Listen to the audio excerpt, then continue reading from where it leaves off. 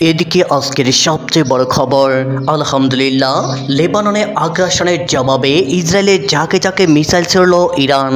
মুহূর্তেই লন্ডভন্ড ইসরায়েল, ব্যাপক ক্ষয়ক্ষতি, ইসরায়েল জুড়ে রেড অ্যালার্ট জারি, বাড়তে পারে মৃতের সংখ্যা। এ নিয়ে থাকবে আজকের একটি গুরুত্বপূর্ণ প্রতিবেদন। যুদ্ধবিরতি সত্ত্বেও লেবাননে একের পর এক হামলা বন্ধে ইসরায়েলকে কড়া ভাষায় হুঁশিয়ারি দিয়ে আসছিল ইরান। তবে কোনো হুমকিই পরোয়া করছিল না তেল আবিব। লেবাননে ইসরায়েলের হামলা রুখতে অবশেষে হাইফা সহ বিভিন্ন অঞ্চলে 17 মিনিটে 4 বার হামলা চালিয়েছে ইরান। ইসরায়েলে হামলার দায় স্বীকার করেছে ইরানের বিপ্লবী গার্ড বাহিনী। দেশটির রাষ্ট্রীয় সংবাদ সংস্থা তাসনিমের বরাতে আইআরজিসি জানায়, ইসরায়েলের উত্তরাঞ্চলে হাইফা শহর থেকে প্রায় 20 কিলোমিটার দূরে অবস্থিত রামাথ ডেভিড এয়ারবেসে তারা ব্যালিস্টিক ক্ষেপণাস্ত্র ছুড়েছে। বিবৃতিতে বলা হয়, লেবাননের দক্ষিণাঞ্চল ও বৈরুতের দক্ষিণ উপশহরে ইসরায়েলি হামলার মূল কেন্দ্র হিসেবে ব্যবহৃত হওয়ায় এই বিমান ঘাঁটিকে লক্ষ্যবস্তু করা হয়েছে। এদিকে ইসরায়েলে যাকে যাকে মিসাইল ছুড়ল ইরান, ডোনাল্ড ট্রাম্প দিলেন নতুন হুঁশিয়ারি। এ নিয়ে থাকবে আজকের একটি গুরুত্বপূর্ণ প্রতিবেদন। প্রাচ্য জুড়ে আবারও বাড়ছে যুদ্ধের দামামা। মাত্র 2 মাসের এক ভঙ্গুর যুদ্ধবিরতির অবসান ঘটিয়ে 100তম দিনে পা দেওয়া রক্তক্ষয়ী সংঘাত এখন এক নতুন রূপ নিয়েছে। ইরানের একের পর এক মিসাইল আছড়ে পড়েছে ইসরায়েলের মাটিতে। থমকে গেছে শান্তি আলোচনার চাকা, আর বিশ্বজুড়ে ছড়িয়ে পড়েছে এক তীব্র আতঙ্ক। ইসরায়েলে যখন একের পর এক সাইরেন বেজে উঠছিল, ঠিক তখনই ওয়াশিংটন থেকে আসে এক নাটকীয় বার্তা। মার্কিন প্রেসিডেন্ট ডোনাল্ড ট্রাম্প জানিয়েছেন তিনি এখনই ইসরায়েলি প্রধানমন্ত্রী বেনিয়ামিন নেতানিয়াহুকে ফোন করতে যাচ্ছেন। ট্রাম্পের সাফ কথা, তিনি নেতানিয়াহুকে কোনো ধরনের পাল্টা হামলা না চালানোর জন্য কঠোর নির্দেশ দেবেন। কিন্তু এই চরম উত্তেজনার মুহূর্তে রণক্ষেত্রের আগুন কতটা নিয়ন্ত্রণে রাখা সম্ভব তা নিয়ে দেখা দিয়েছে গভীর সংশয়। ইসরায়েলকে কাঁপিয়ে ইরানিদের উল্লাস, ইসরায়েলে হামলা চালানোয় ইরানে উল্লাস, শত্রুদের বিরুদ্ধে বিভিন্ন স্লোগান। এ নিয়ে থাকবে আজকের একটি গুরুত্বপূর্ণ প্রতিবেদন। বাঁধ ভাঙা উল্লাসে মেতেছেন ইরানিরা। ইসরায়েলে চালানো হামলার মুহূর্তেই তেহরানের রাজপথে জড়ো হন অনেক বাসিন্দা। যুক্তরাষ্ট্র ইসরায়েল বিরোধী স্লোগানে কেঁপেছে ইনকিলাব স্কয়ার। জাতীয় পতাকা হাতে শত্রুদের সমুচিত জবাবের পক্ষে সমর্থন দেন তারা। জানান, জাতীয় গর্বের কাছে হামলায় ঘরবাড়ি হারানোর ভয় করেন না তারা। এদিকে ইসরায়েলে ইরানের ভয়াবহ মিসাইল হামলা জবাবে কি বলছে আইডিএফ। এ নিয়ে থাকবে আজকের একটি গুরুত্বপূর্ণ প্রতিবেদন। ইসরায়েলের হামলা চালিয়ে মারাত্মক ভুল করেছে ইরান, এমন হুঁশিয়ারি দিলেন আইডিএফের মুখপাত্র ব্রিগেডিয়ার জেনারেল এবি ডেফডরিন। ইরান থেকে মিসাইল ছোড়ায় খবর নিশ্চিত করেন তিনি। হামলা প্রতিহত প্রতিরক্ষা ব্যবস্থা সক্রিয় জানান তিনি। রোববার গভীর রাতে টেলিভিশনে দেওয়া বিবৃতিতে জানান, হিজবুল্লাহ বিরোধী অভিযান চালিয়ে যাবে তারা। তবে ইরানের বিরুদ্ধে ইসরায়েল পাল্টা পদক্ষেপ নেবে কিনা সেটি স্পষ্ট করেনি। এর আগে ইসরায়েলের জাতীয় নিরাপত্তা উপদেষ্টা ও কট্টরপন্থী নেতা ইতমার বেন গাভির এক্স হ্যান্ডেলে দেন হুমকি, বলেন রাতেই পড়তে হবে তেহরানকে। এদিকে পরমাণু ইস্যুতে বিশাল মাইলফলক অর্জন করেছে ইরান। যুক্তরাষ্ট্রের শত বাধাতেও পরমাণুতে সফলতা পেল ইরান। এ নিয়ে থাকবে আজকের একটি গুরুত্বপূর্ণ প্রতিবেদন। যুক্তরাষ্ট্রের আগ্রাসনের মুখেও পারমাণবিক ইস্যুতে কিভাবে সফলতা অর্জন করে চলেছে ইরান, বিশাল এক মাইলফলক অর্জন করেছে তেহরান। পারমাণবিক ইস্যুতে বিশ্বের শীর্ষ 10টি পারমাণবিক স্থাপনার তালিকায় নিজেদের নামটি তুলতে সফল হয়েছে ইরান। অথচ দেশটির এই কার্যক্রমে বাধা প্রদান করতে সাম্প্রতিক সময়ে যুদ্ধে জড়িয়েছিল যুক্তরাষ্ট্র ও ইসরায়েল। শুধু তাই নয়, কূটনৈতিক তৎপরতার মাধ্যমেও ইরানের পারমাণবিক কর্মসূচি বন্ধ করতে যেন মরিয়া হয়ে আছেন মার্কিন প্রেসিডেন্ট ডোনাল্ড ট্রাম্প। কিন্তু যুক্তরাষ্ট্র নিজেই পারমাণবিক শক্তিধর হয়ে ইরানের এই কর্মসূচিতে কেন বাধা দিতে চাইছে? প্রশ্ন হলো, পারমাণবিক ইস্যুর ঠিক কোন ক্ষেত্রে সফলতা পেল তেহরান? এদিকে হিজবুল্লাহর 25টি হামলায় 12 জন ইসরায়েলি এলিট সেনা নিহত। এ নিয়ে থাকবে আজকের একটি গুরুত্বপূর্ণ প্রতিবেদন। ইসরায়েলি ইমার্জেন্সি সার্ভিসের ডেস্কে একের পর এক রেড অ্যালার্ট আর উত্তর সীমান্ত জুড়ে সাইরেন বাজল একটানা। হিজবুল্লাহর ড্রোন স্কোয়াডের নিখুঁত ট্র্যাকিং এর পর এক পলকে তছনছ করে দেওয়া হলো ইসরায়েলের প্রধান ঘাঁটিগুলো। 12 জন সেনা গুরুতর জখম হয়ে স্ট্রেচারে করে যখন জরুরি বিভাগে প্রবেশ করছে, তখন হাসপাতাল কর্তৃপক্ষ স্পষ্ট জানিয়ে দিয়েছে তাদের রাজকীয় বাংকারে আর জায়গা অবশিষ্ট নেই। লেবাননের শক্তিশালী সশস্ত্র গোষ্ঠী হিজবুল্লাহ আজ এক বিস্ফোরক বিবৃতিতে সরাসরি ইসরায়েলের মূল সামরিক অবকাঠামো গুড়িয়ে দেওয়ার চূড়ান্ত ঘোষণা দিয়েছে। এদিকে আজ রাতেই চূড়ান্ত জবাব, সর্বান্তক যুদ্ধের আশঙ্কা, বৈরুতে হামলা, তেহরানের যুদ্ধ বৈঠক, আজ রাতেই আবার শুরু ইরানের জবাব। এ নিয়ে থাকবে আজকের একটি গুরুত্বপূর্ণ প্রতিবেদন। দর্শক, ব্রেকিং নিউজ আছে। ইসরায়েল লেবাননের রাজধানী বৈরুতে হিজবুল্লাহ হেডকোয়ার্টারে হামলা চালিয়েছে। এই হামলার জবাবে ইরান বেদনাদায়ক পাল্টা হামলা চালানোর ঘোষণা দিয়েছে। লেবাননে ইসরায়েলি হামলার পরপরই ইরানের সর্বোচ্চ জাতীয় নিরাপত্তা পরিষদ বৈঠকে বসে এবং আমি এই ভিডিও যখন করছি তার প্রায় আধা ঘন্টা আগে তাদের বৈঠক শেষ হয়েছে। বৈঠকের পরে ইসরায়েলের বিরুদ্ধে পাল্টা ব্যবস্থা নেওয়ার ঘোষণা দেওয়া হয়। ইরানের এই ঘোষণার মধ্য দিয়ে দুই পক্ষের মধ্যে সর্বাত্মক যুদ্ধ শুরু হয়ে যাওয়ার আশঙ্কা দেখা দিয়েছে। এপাশে মার্কিন প্রেসিডেন্ট ডোনাল্ড ট্রাম্প হিজবুল্লাহর বিরুদ্ধে আরও বেশি হামলা চালানোর জন্য ইসরায়েলের প্রতি আহ্বান জানিয়েছেন। তিনি কিন্তু কয়েকদিন আগে নেতানিয়াহুকে ভিন্ন কথা বলেছিলেন, আজকে আরেক কথা বলছেন। আবার সেই সর্বনাশা খেলা শুরু হয়ে গেল। তেহরানে 2টি শক্তিশালী বিস্ফোরণ, আরো 3 শহরে বিস্ফোরণের শব্দ। আমি শিরোনামগুলো বলে আমি কিছু কথা বলবো। ব্যালিস্টিক ক্ষেপণাস্ত্র দিয়ে হামলা চালিয়েছে ইসরায়েল। আইআরজিসি, ইরানের আইআরজিসি বলছে ব্যালিস্টিক ক্ষেপণাস্ত্র দিয়ে হামলা করেছে ইসরায়েল। তার পরের খবর হলো ইরান ইসরায়েল পাল্টাপাল্টি হামলায় তেলের দাম বাড়লো। সেই জন্য বললাম যে সর্বনাশা খেলা শুরু হয়ে গেছে। তেহরানের শহর এলাকায় হামলা হয়নি দাবি ইরানের গণমাধ্যম, ঠিক আছে, কিন্তু হামলা হয়েছে এটা সত্য এবং বেশ শক্তিশালী ব্যালিস্টিক ক্ষেপণাস্ত্র দিয়ে হামলা চালাইছে ইসরায়েল। যুদ্ধবিরতি সত্ত্বেও লেবাননে একের পর এক হামলা বন্ধে ইসরায়েলকে কড়া ভাষায় হুঁশিয়ারি দিয়ে আসছিল ইরান, তবে কোনো হুমকিই পরোয়া করছিল না তেল আবিব। লেবাননে ইসরায়েলের হামলা রুখতে অবশেষে হাইফা সহ বিভিন্ন অঞ্চলে 17 মিনিটে 4 বার হামলা চালিয়েছে ইরান। ইসরায়েলে হামলার দায় স্বীকার করেছে ইরানের বিপ্লবী গার্ড বাহিনী। দেশটির রাষ্ট্রীয় সংবাদ সংস্থা তাসনিমের বরাতে আইআরজিসি জানায়, ইসরায়েলের উত্তরাঞ্চলে হাইফা শহর থেকে প্রায় 20 কিলোমিটার দূরে অবস্থিত রামাথ ডেভিড এয়ারবেসে তারা ব্যালিস্টিক ক্ষেপণাস্ত্র ছুড়েছে। বিবৃতিতে বলা হয়, লেবাননের দক্ষিণাঞ্চল ও বৈরুতের দক্ষিণ উপশহরে ইসরায়েলি হামলার মূল কেন্দ্র হিসেবে ব্যবহৃত হওয়ায় এই বিমান ঘাঁটিকে লক্ষ্যবস্তু করা হয়েছে। এর আগে লেবাননের দক্ষিণাঞ্চলে নাবাতিহে জেলায় একের পর এক ইসরায়েলি হামলা চলেছে। আল শারকিয়া ও তালাত আল রাহাব এলাকায় ড্রোন ও বিমান হামলায় ধ্বংস হয়েছে অবকাঠামো। নাবাতিহে আল ফাউকা ও কাফর তিবনিত এলাকায় ফসফরাস শেলের ব্যবহার নিয়ে অভিযোগ উঠেছে। এসব হামলায় বেশ কয়েকজন নিহত হয়েছেন বলে দাবি লেবানন সরকারের। এই হামলায় সীমান্তবর্তী অঞ্চলে সাধারণ মানুষের মধ্যে ছড়িয়ে পড়েছে আতঙ্ক। নিরাপদ আশ্রয়ে সরে যাচ্ছে বহু পরিবার। ইসরায়েলের এই হামলার পর ইরানি পার্লামেন্ট স্পিকার ও সামরিক কর্মকর্তারা কড়া ভাষায় হুঁশিয়ারি দিয়েছেন। তারা বলছেন, লেবাননে ইসরায়েলি হামলা অব্যাহত থাকলে সরাসরি সংঘর্ষের পথে যেতে পারে তেহরান। যুক্তরাষ্ট্র ও ইসরায়েলকে কঠোর জবাবের সতর্কবার্তাও দিয়েছেন তারা। ইরানের পররাষ্ট্রমন্ত্রী আব্বাস আরাকচি সামাজিক মাধ্যমে লেবাননের প্রতি সংহতি জানিয়েছেন। একই সময়ে হিজবুল্লাহ ইসরায়েলি সামরিক লক্ষ্যবস্তুতে ড্রোন ও ক্ষেপণাস্ত্র হামলার দাবি করেছে। এমন পরিস্থিতিতে মার্কিন প্রেসিডেন্ট ডোনাল্ড ট্রাম্প ইরানকে আলোচনা টেবিলে ফিরে আসার আহ্বান জানান। সামাজিক মাধ্যমে তিনি জানান, তেহরানের এমন পদক্ষেপে শান্তি আলোচনা ভেস্তে যেতে পারে। ইসরায়েলের জাতীয় নিরাপত্তা মন্ত্রী ইতামার বেন গভির ইরানের বিরুদ্ধে ভয়াবহ হামলার হুঁশিয়ারি দিয়েছেন। সামাজিক মাধ্যমে তিনি জানান, খুব শিগগিরই ইরানের বিরুদ্ধে কঠোর ব্যবস্থা নেওয়া হবে। মধ্যপ্রাচ্য জুড়ে আবারও বাড়ছে যুদ্ধের দামামা। মাত্র 2 মাসের এক ভঙ্গুর যুদ্ধবিরতির অবসান ঘটিয়ে 100তম দিনে পা দেওয়া রক্তক্ষয়ী সংঘাত এখন এক নতুন রূপ নিয়েছে। ইরানের একের পর এক মিসাইল আছড়ে পড়েছে ইসরায়েলের মাটিতে। থমকে গেছে শান্তি আলোচনার চাকা, আর বিশ্বজুড়ে ছড়িয়ে পড়েছে এক তীব্র আতঙ্ক।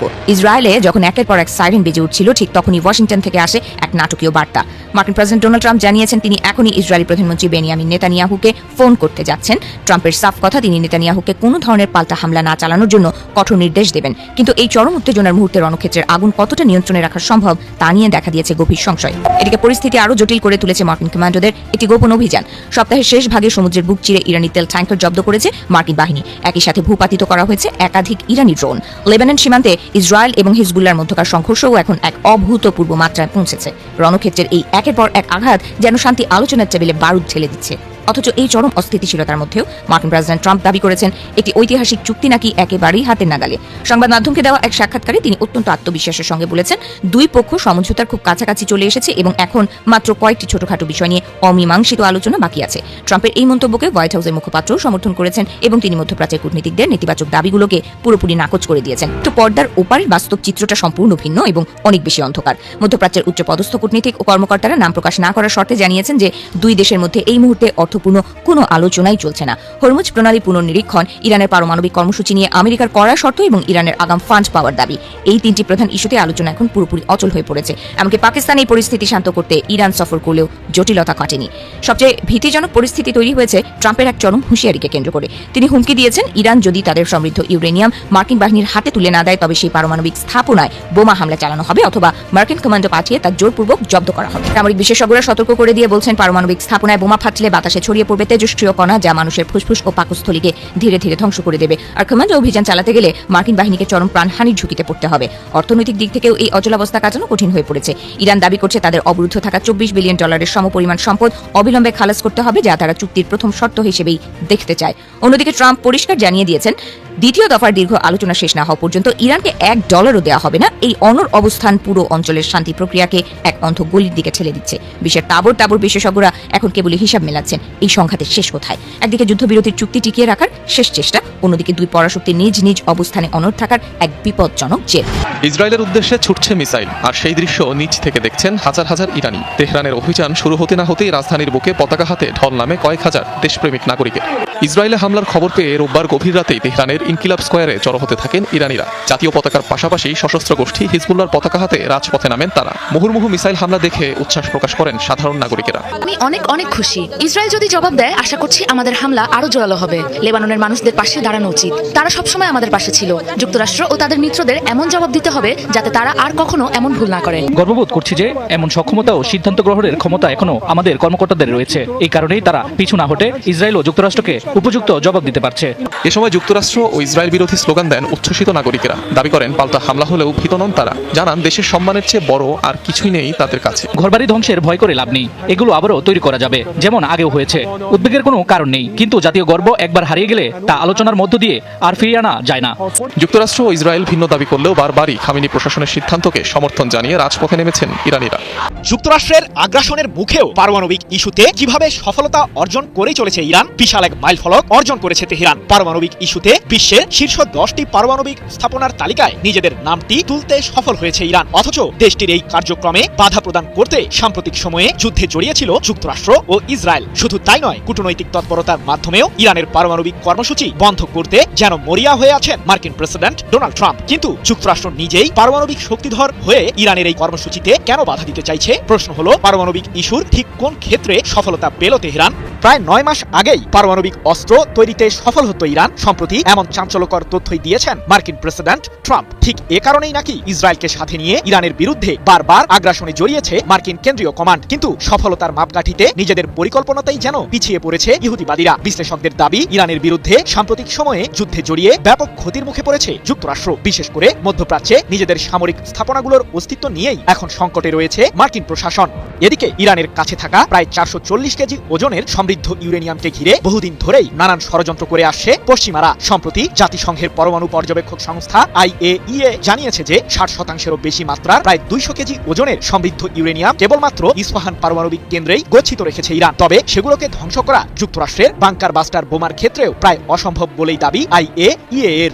এমন পরিস্থিতিতে পারমাণবিক ও ক্ষেপণাস্ত্র ইস্যুতে ইরানের সাথে সমঝোতার জন্য ব্যাকুল হয়ে আছেন ট্রাম্প। কারণ ইসরায়েলের প্রধানমন্ত্রী বেনিয়ামিন নেতানিয়াহুর শঙ্কা, পারমাণবিক অস্ত্র তৈরিতে ইরান সফল হলে মধ্যপ্রাচ্যে চরম সংকটের মুখে পড়বে ইহুদিবাদীদের অস্তিত্ব। কিন্তু ইরান আসলে কি চাইছে?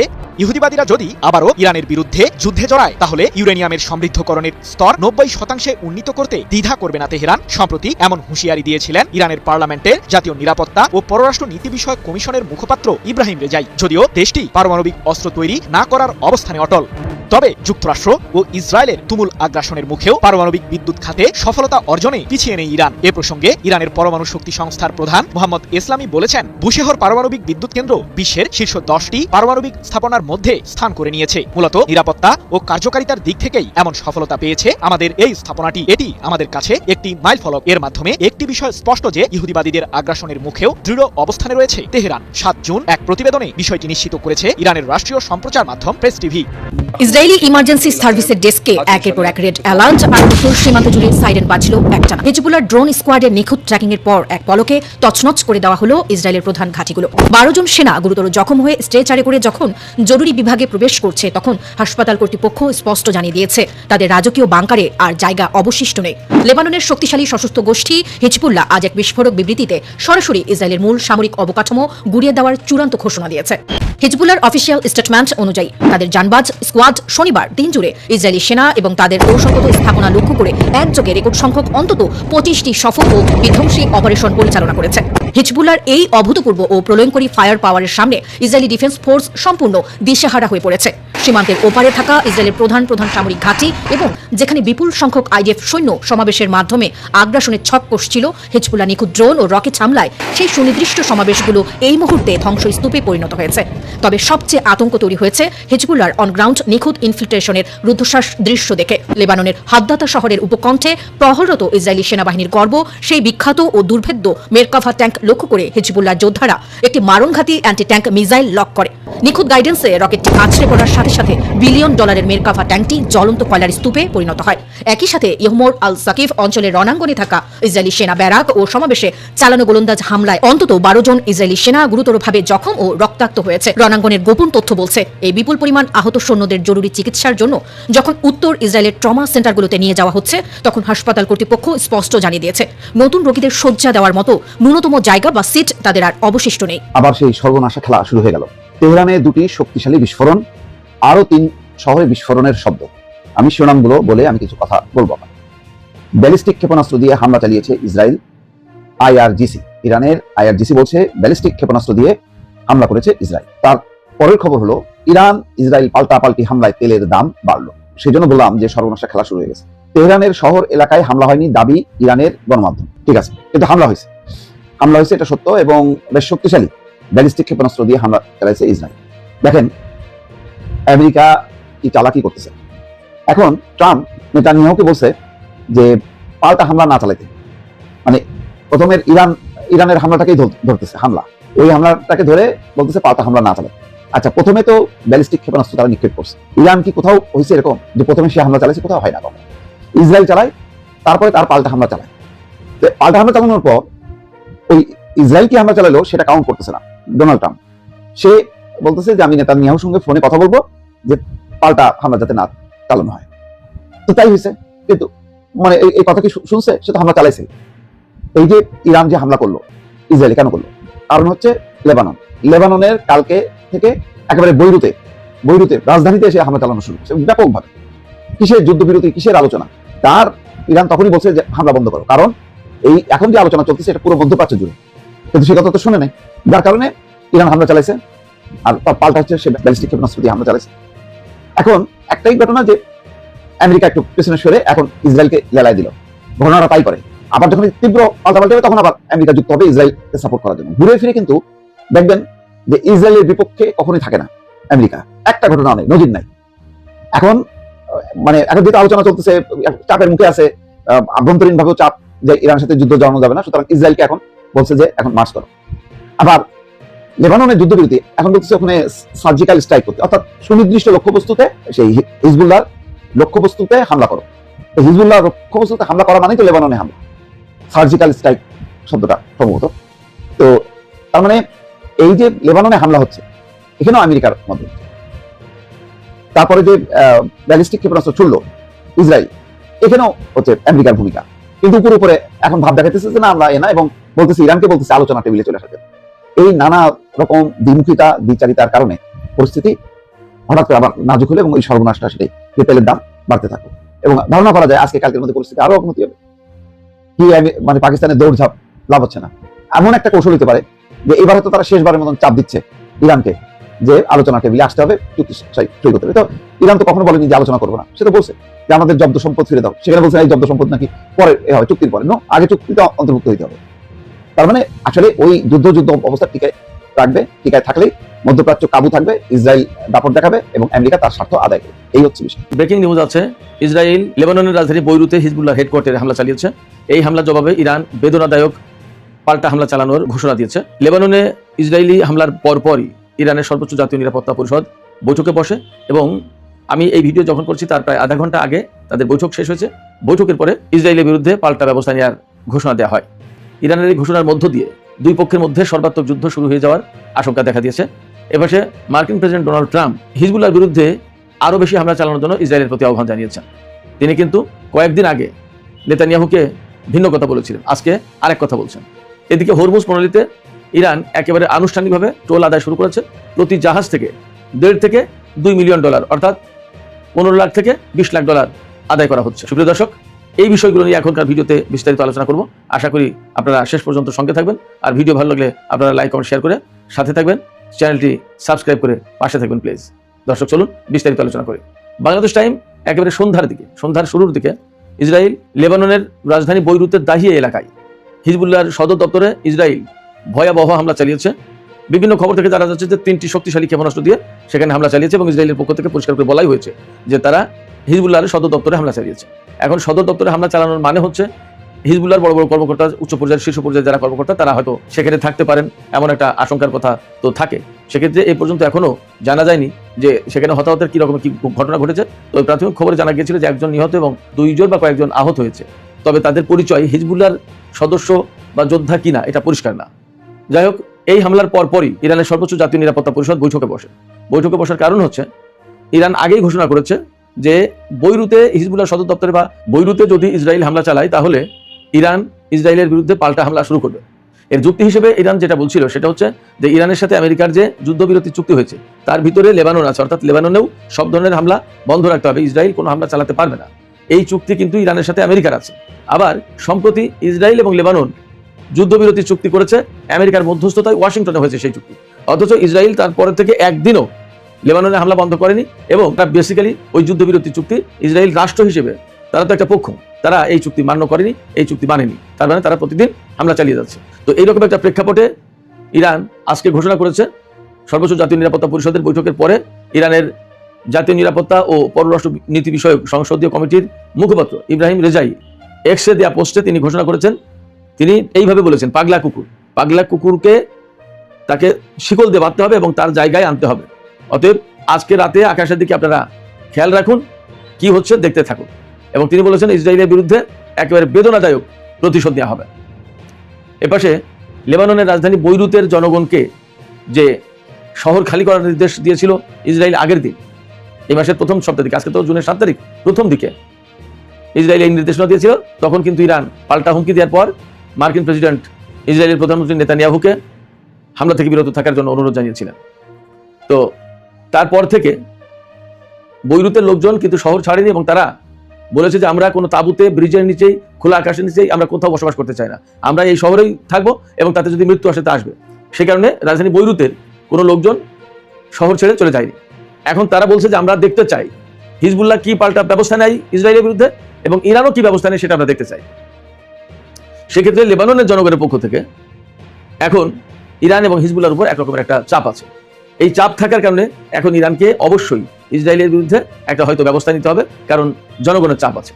ইরানের পক্ষ থেকে যদি ইসরায়েলের উপর হামলা চালানো হয় তাহলে নতুন করে আবার সর্বাত্মক যুদ্ধ শুরু হওয়ার একটা সম্ভাবনা বা আশঙ্কা যায় বলি তা আছে। কারণ ইরান যখনই ইসরায়েলের উপর হামলা চালাবে অবশ্যই ইসরায়েল ইরানের বিরুদ্ধে হামলা চালাবে।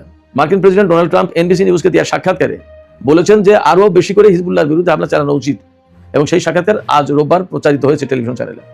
সেক্ষেত্রে ডোনাল্ড ট্রাম্প যখন হিজবুল্লাহর উপর হামলা চালানোর জন্য ইসরায়েলকে বলছে, তার মানে দাঁড়ায় তিনি এই যুদ্ধের উস্কানিদাতা, আজকের যে হামলা সেই হামলার উস্কানিদাতা। এবং ডোনাল্ড ট্রাম্প এটা খুব ভালো করে জানেন যে ইসরায়েল যদি লেবাননের রাজধানী বৈরুতে হামলা চালায়, বিশেষ করে হিজবুল্লাহ সদর দপ্তরে, তাহলে ইরান তাতে জড়িয়ে যেতে পারে। তারপরেও তিনি যখন ইসরায়েলকে হামলা চালানোর জন্য বলছেন, আরো বেশি হামলা চালানোর জন্য, তাহলে তার মানে দাঁড়ায় যে তিনি এই যুদ্ধ চাইছেন, হয়তো আমেরিকাও এই যুদ্ধে জড়িয়ে যাবে। সেক্ষেত্রে মধ্যপ্রাচ্যে আমরা আবার হয়তো পূর্ণাঙ্গ মাত্রার একটা সংঘর্ষ যুদ্ধ দেখতে যাচ্ছি, এমন আশঙ্কা কিন্তু রয়েছে।